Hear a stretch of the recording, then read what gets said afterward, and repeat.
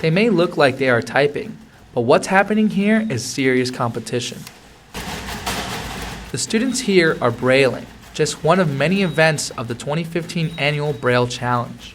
Well, the Braille Challenge is a national program at Braille Institute of America in California, and they created the event as a way to motivate students to increase their Braille literacy skills, to recognize them for reading and writing Braille and working hard, and just as a way to get parents and families and children together so that we can essentially celebrate Braille.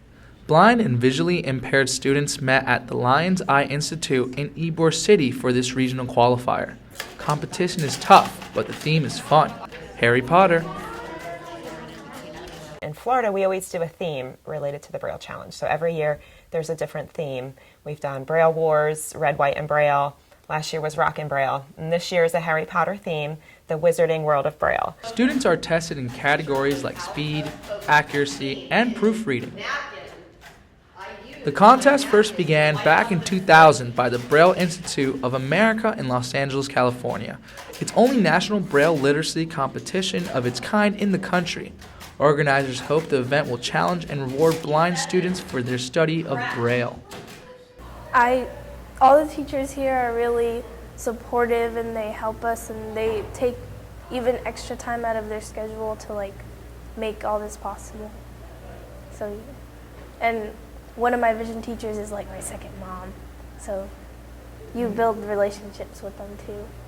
Even though this is just one of 4 regional competitions in Florida, head organizer Sue Glazer and other volunteers make Braille Challenge fun and exciting for kids all ages every year. Year after year, I hear stories from teachers and parents about how their kids the Braille Challenge is coming, and they want to practice, they want to increase their skills and do practice tests so that they can be ready for the upcoming event. For students and parents, competition leads to an opportunity for friendships, connections, and wonderful memories. I think it's really fun because when you're interacting with others, like when you're interacting with sighted kids, people your age, you sometimes find that they're a lot different than you are. Like sometimes you think they're not as smart, or sometimes you just, you don't know if you're saying the wrong thing because they're different, But when you're interacting with blind people, everyone's on the same playing field. Glazer says for these students, knowing Braille will be the key to future academic and employment success. We do it like that because we recognize the kids are coming essentially to take a test. So we want to make it a little more fun for them. And they get everybody gets different kinds of prizes, t-shirt, they get a goodie bag with a Braille book and a Braille calendar and a Braille magnet, and just lots of things that are accessible to them that they may not normally get in school without lots of extra help. The goal for these students? To get the highest scores they can. The top 60 will compete in Los Angeles for the national competition.